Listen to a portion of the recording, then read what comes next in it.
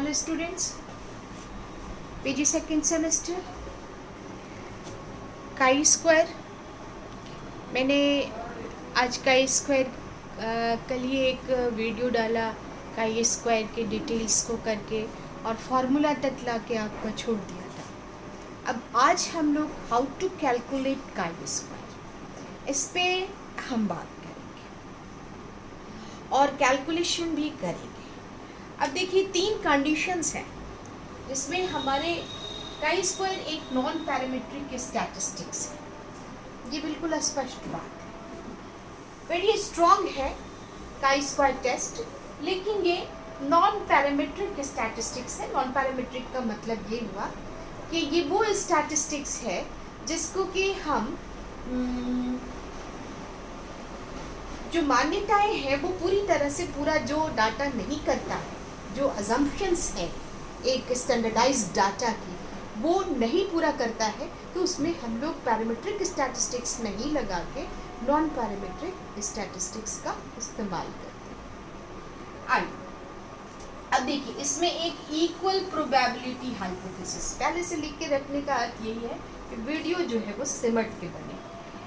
दूसरा है normal probability hypothesis और तीसरा है टेस्ट ऑफ इंडिपेंडेंस। इन तीनों कंडीशंस में हम काई स्क्वायर लगाते हैं, हम काई स्क्वायर का इस्तेमाल करते हैं। तो अब ये दोनों को घेर के मैंने एक लाइन यहाँ लिया है, आप देखिए इसको 1 और 2 को, इन दोनों को मिला के फिर यहाँ से एक लाइन। इसके लिए यहाँ पे हमने डेफिनेशन लिखा कि if data are in only one row, एक ही रॉ में है, एंड मल्टीपल कॉलम्स, एक रॉ मल्टीपल कॉलम्स में है, कॉलम्स जो है वो 3 है इसके, तो इसमें हम इस तरह से हमारा क्वेश्चन बनेगा। अब जैसे हम किसी चीज़, किसी भी ओपिनियन पर कि आप लॉकडाउन के, अभी लॉकडाउन है, लॉकडाउन के फेवर में है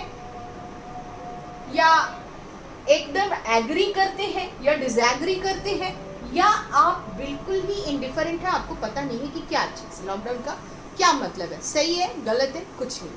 तो ये एग्री है, ये डिसएग्री है, 3 कंडीशंस है इसके, और मल्टीपल 3 रॉ में है ये, और ये इंडिफरेंट है।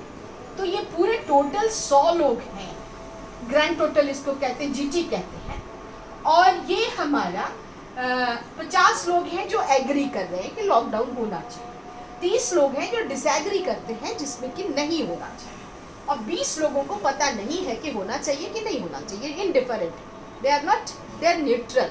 तो ये इस तरह का क्वेश्चन आपको मिलेगा और इसको क्या बोलते हैं, FO। यहाँ FO का मैंने लिखा है ऑब्जर्व्ड फ्रीक्वेंसी, ये FO कहलाता है। इस ऑब्जर्व्ड फ्रीक्वेंसी को मेजर्ड फ्रीक्वेंसी भी कहते हैं, इस ऑब्जर्व फ्रीक्वेंसी को ऑब्टेन्ड फ्रीक्वेंसी भी कहते हैं। किसी एक टेस्ट की द्वारा हमको ये प्राप्त हुआ और उसके बाद हम लोग इसको इतने स्कोर्स आए, एक 50 लोग जो है वो कहते हैं, हमने रैंडमली पूछा तो 50 लोग एग्री हुए, 100 लोगों के भीड़ में 20 लोगों को कुछ पता नहीं और 30 लोगों को कहना है कि हम डिसएग्री करते हैं, lockdown is not the correct solution for this crisis. तो ये बात है। अब इस पे यहाँ पे हम लोगों को निकालना क्या है, अब यहाँ आप ये 2 चीज़ तो हमारी क्लियर हो गई, दोनों में डाटा इसी तरह का आपको मिलेगा, इक्वल प्रोबेबिलिटी हाइपोथेसिस में और नॉर्मल प्रोबेबिलिटी हाइपोथेसिस में। हम लोग सिर्फ equal probability and test of independence करेंगे, नॉर्मल प्रोबेबिलिटी हम लोग नहीं करेंगे अभी, बाद में उसको जब नॉर्मल प्रोबेबिलिटी कर्व हम पढ़ेंगे वहाँ पे पढ़ेंगे। तो अब इसको देखिए, टेस्ट, ये तीसरे का डेफिनेशन यहाँ पर है, यहाँ से लेके if data are in multiple row, बहुत सारे रॉज में है, and multiple columns in is the data are in contingency table. Contingency table किस तरह से बनता है, अब जैसे यहाँ पे 2 into 2, तो 2 into 2 का कॉलम, ये देखिए आप, ये 2 कॉलम है, 2 रॉ है, तो ये कंटिंजेंसी टेबल कहलाता है। इसके नीचे अब आप देखिए 2 into 3, तो इसमें एक और बढ़ गया यहाँ पर, तो 2 into 3 अब क्या है, 3 कॉलम्स है, 3 कॉलम्स है, C इज इक्वल टू 3 है और रो कितना है, 2 ही है। अब 3 into 3 इसमें बढ़ाते जाएंगे तो 3 into 3, 3 कॉलम्स एंड 3 रो। तो ये टेस्ट ऑफ इंडिपेंडेंस में हमारा पूरा कंटिंजेंसी टेबल में सेट करके दिया जाता है। आपको 2 into 3 and 2 into 2 contingency table पर वर्क करना होगा। ये आपके सिलेबस में आता है। इसको हम नेक्स्ट डे समझाएंगे। पहले आप कैसे FO FE कैसे कैलकुलेट करते हैं, FO माइनस FE स्क्वायर कैसे निकालते हैं, ये सारी चीज़ों को आज हम लोग देखते हैं। अब काई स्क्वायर का सॉल्व जितना भी जाता है ये कंटिंजेंसी टेबल कहलाता है। इस तरह से चेक बना के हम लोग करते हैं। ये किसके लिए है, इक्वल प्रोबेबिलिटी के लिए एंड नॉर्मल प्रोबेबिलिटी के लिए। इसमें मल्टीपल रॉ होते हैं, मल्टीपल कॉलम्स होते हैं और रॉ एक ही होता है। Is that clear? अब इसका टोटल ग्रैंड टोटल 100 है और इसका कॉलम टोटल CT कितना है, बराबर 3 है। 3 कॉलम 1 2 एंड 3 CT यहाँ पर। इसको आप यहाँ देखिए, काई स्क्वायर का फॉर्मूला है sigma FO minus FE square बटे FE। And how to calculate FE? FE का मतलब है expected frequency, expected frequency. Is that clear? I think it is clear. तो FE कैसे कैलकुलेट करते हैं, तो grand total divided by number of contingency column, grand total divided by column total। यहाँ पे हम इसको देखिए, ये 100, इनका 50 और 20 70 और 30 100, ये ग्रैंड टोटल हो गया। कॉलम टोटल से इसको डिवाइड करेंगे तो कॉलम टोटल इसका 1 2 3, यहाँ 3 है। अब इसको डिवाइड करेंगे। अब आप देखिए FE यहाँ पर बहुत क्लियर, यहाँ तक अगर बातें बहुत साफ हो चुकी हैं तो हम लोग अब इसको लिखना शुरू करते हैं। यही क्वेश्चन को हमने यहाँ पर, ये स्टेप 1 है, ये आपको दिया रहेगा एग्जाम में। अगर इस तरह से आता है तो ये आपको मिलेगा। अब यहाँ से FE का कैलकुलेशन करना। FE हम कैसे निकालते हैं, FE निकालते हैं ग्रैंड टोटल GT बटे CT, grand total by CT। Column total या नंबर ऑफ कंटिंजेंसी, कितने टेबल कितने कॉलम्स हैं, उसी के हिसाब से हम निकालते हैं। तो इसको अब आप लोग लेकर के चलेंगे। हम लोग FE कैसे निकालेंगे, तो 100 को 3 से भाग देंगे। यहीं पे हम रफ करते जाते हैं। 100 को 3 से भाग देते हैं, 100 को 3 से भाग देते हैं तो आपको 33.33 आता है और 2 बार, और 33.33 और 33.34 यही आएगा आपको। जब तीनों को आप जोड़ दीजिएगा तो 100 हो जाएगा। हम करके दिखाएं।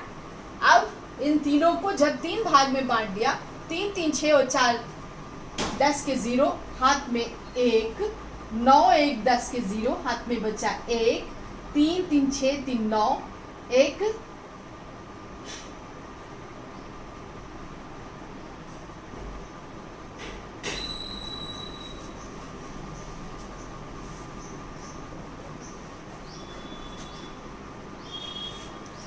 33 यही आपका आंसर आएगा। जब 100 को हम 3 से भाग देते हैं तो यही आंसर आता है।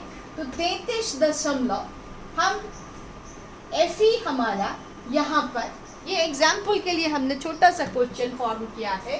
तो ये 33.33 से भाग दिया 100 को तो, और 33.34 इसको बीच में रख लेते हैं और इसको 33.34 3 3, यही हमारा 100 को जब हम 3 से डिवाइड करेंगे तो यही आंसर आएगा।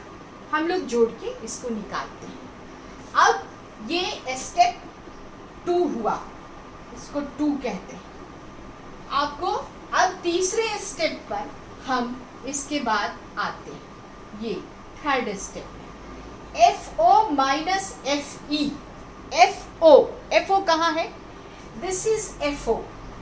50 माइनस 33 पॉइंट, मैं इसके लिए कैलकुलेटर ले रही हूँ क्योंकि उससे टाइम थोड़ा कम लगेगा और हम लोग बहुत आसानी से इसमें जल्दी वक्त में इसको निकाल देंगे। तो कैलकुलेटर से हम भाग देंगे। अब FO माइनस FE, यहाँ पे हम FO से FO minus FE, FO minus FE हम चाहे तो इसका एक आध कॉलम और बनाते हैं। जब हम कंटिजेंसी टेबल पर जाएंगे यानी टेस्ट ऑफ इंडिपेंडेंस करेंगे तो हम कई कॉलम्स को बढ़ाएंगे। बुक्स में आपको 3-4 कॉलम्स ऐसे ही 4 कॉलम मिलेंगे, लेकिन हम 9 कॉलम्स में पढ़ाते हैं ऑलवेज, ताकि स्टूडेंट्स कभी भी उसको भूल ना सकें। तो 50 यहाँ हम इस्तेमाल कर रहे हैं, 50 माइनस 33.33 इज इक्वल टू 16 यहाँ पे देखिए FO 50 है, तो यहाँ पे हम लिख रहे हैं 50 माइनस 33.33 है ना, बराबर कितना आ रहा है? 16.67 है ना। यही चीज है ना, ये दोनों को माइनस किया तो यहाँ पे ये आंसर हमारा आ गया। अब चलिए, अब हमको कोई दूसरे को करना है, इंडिफरेंट वाले को। तो हमको उसमें से 20 में से माइनस करना है। FO है 20, FO 20 है और इसमें से माइनस हमको करना है 33.34 रखा है, तो बराबर, तो ये -13 -13.34 ये क्या है? ये ऊपर में है आपका FO 20 और माइनस FE 33.34। इसको जब हम घटाते हैं तो -13.34 यहाँ हमारा आंसर आता है। सेमेस्टर 2 के लिए ये क्वेश्चन आप इसको देख रही हैं। अब आइए, अब हमारा अगला जो है इसी में हम भरते जा रहे हैं। आप बहुत ध्यान से इसको देखिए कि कैसे बना। अब ये FO है 30, यानी इस FO में से 30, तो आप बहुत आसानी से कर सकती हैं कि -30 में से अगर घटाएंगे तो ये 30 माइनस 33.33, तो अब ये -3.33 होगा। अब इसलिए तो बहुत सिंपल है, इसलिए हम लोग इसको घटा के भी देख लेंगे, कोई ऐसी बात नहीं है। 30 माइनस 33.33 इज इक्वल टू -3.33। ये हम लोग कैलकुलेटर का इस्तेमाल करके वक्त को बचा रहे हैं। बस आपकी समझ में पूरी चीज़ आ जाए, ये बड़ी बात है। अब FO माइनस FE का स्क्वायर हम लोग करेंगे, यानी 16.67 को 16.67 से यहाँ FO माइनस FE का स्क्वायर करेंगे, तो 16.67 को हम स्क्वायर करके निकालेंगे। अब आप देखिए, हम कैलकुलेटर का ही यूज करेंगे, तो 16.67 गुना 16.67 बराबर 277.8889, ठीक है, 277.89 कर देते हैं। दैट्स ऑल, हो गया। अब 13.34 को हम फिर गुना करेंगे 13.34 4 से। अब माइनस माइनस जब गुना होगा तो 13.34 को -13 गुना -13.34 करके जब हम करेंगे तो हमको ये मिलेगा 177.95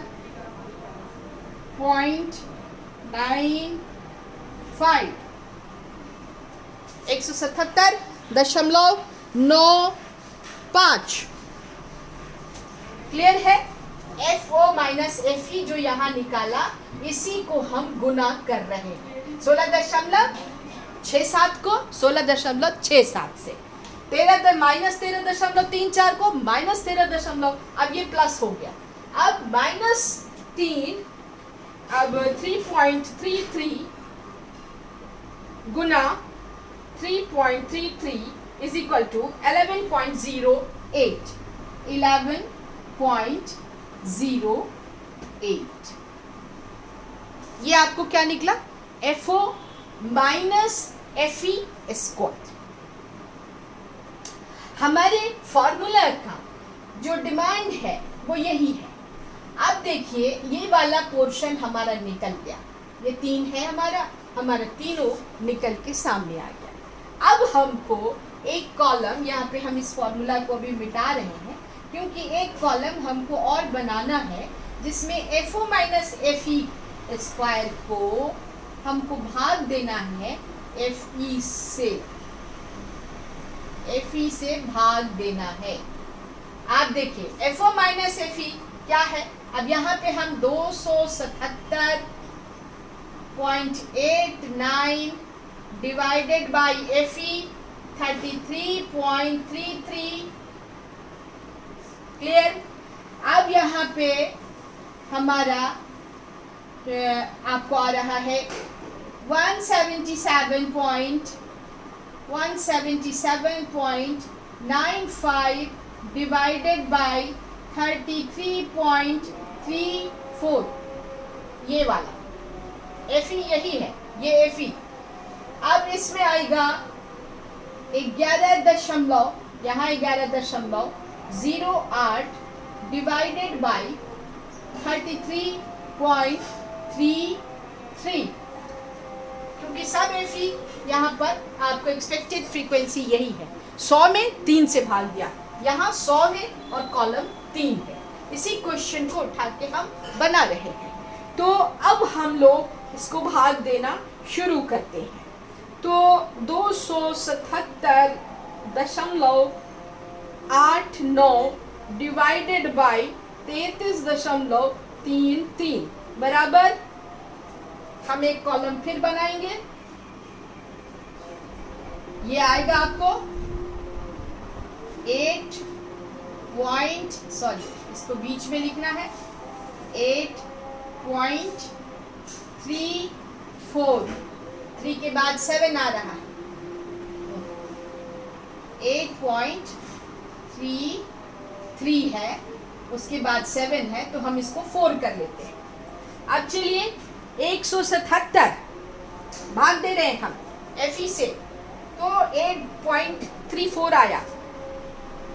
अब हम भाग देंगे 177.95 divided by 33.34 is equal to 5.33 या 3-4 भी इसको कर सकते हैं क्योंकि आगे 7 है।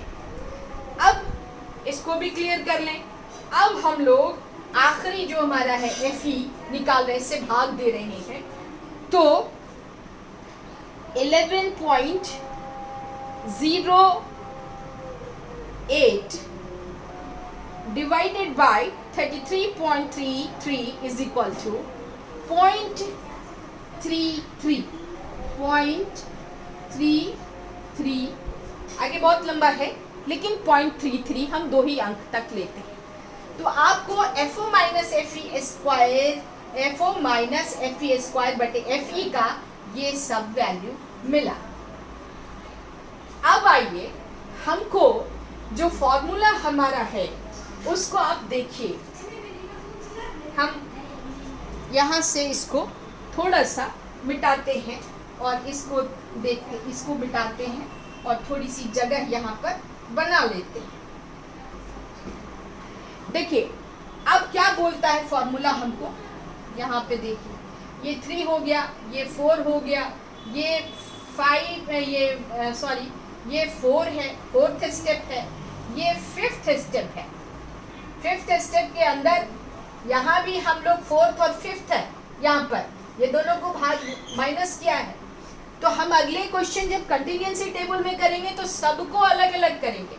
अब ये बोलता है कि sigma FO minus FE square बटे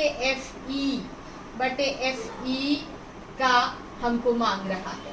तो इनको यानी टोटल सिग्मा, ये FO FE स्क्वायर जो निकाला इसका टोटल यानी सबके बीच में प्लस है। अब ये एक स्क्वायर और बन गया, अलग से हमने एक कॉलम बना लिया और इसको हम लोग अब बना रहे हैं, इन सब को हम जोड़ेंगे। तो जोड़ेंगे तो आप देखिए 4 3 7 3 10 के 0, हाथ में बचा 1 और 3 1 4 3 7 3 10 के 0, हाथ में बचा 1। अब आ गया दशमलव, ये 9 5 14, ये आपका हो गया total FO minus FE square बटे FE बराबर हो गया आपका 14, यानी काई स्क्वायर बराबर 14, काई स्क्वायर बराबर 14, 0 0 वहां पे है। इन तीनों का हमने सम टोटल यही मांग रहा है ना आपका फॉर्मूला, तो ये 14 हो गया। अब एवरीथिंग इज क्लियर नाउ, सभी चीज़ें क्लियर हैं और आई थिंक कि आपको ये समझ में आ गया हो। हम इसका DF कैसे निकालेंगे, तो DF निकालने के लिए column total -1, raw total -1, column total -1 and raw total -1। यहाँ पे हम इसको थोड़ा मिटा रहे हैं स्टैटिस्टिक्स को, और DF parametric statistics, non parametric statistics हमने मिटा दिया और अब हम यहाँ पर DF लिखेंगे, जो इसका देखिए 5, ये हो गया आपको 6ठा और ये हो गया आपको 7वां स्टेप। यहाँ पे आपका आंसर है and this is chi square is equal to 14.00। अब यहाँ पे हम DF लिखना शुरू, यहाँ DF लिखते हैं। तो क्या बताया मैंने, raw column total -1, column total -1 into raw total RT -1। अब आप देखिए कॉलम जो है हमारा 1 2 3, तो 3 -1 इंटू RT, रॉ 1 है -1, तो इसको करेंगे तो यहाँ पे आपको आ जाएगा 2 गुना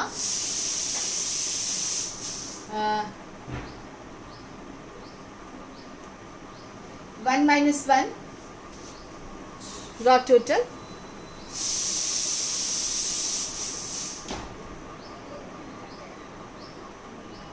सॉरी, हम DF आपको कल बताते हैं, थोड़ा स्टडी करना पड़ेगा। I am sorry, I can't understand what I can, how I explain the things.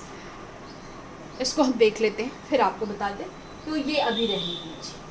यहाँ पे काई स्क्वायर इज नाउ क्लियर, और मुझे लगता है कि आप लोगों का फिर से अगर बकने की बात होगी, अगर आप कहेंगे, तो हम नेक्स्ट क्लास में टेस्ट ऑफ इंडिपेंडेंस करेंगे, जिसमें टेस्ट ऑफ इंडिपेंडेंस में if data are in multiple row, ये रॉ है बहुत सारे रॉ 1 2 3 जैसे मैंने यहाँ पे कंटिजेंसी टेबल बना के आपको दिखाया, तो उस तरह से अगर आपका होगा तो हम लोग इसको उसमें आपको वो बना के हम आपको दिखाएंगे।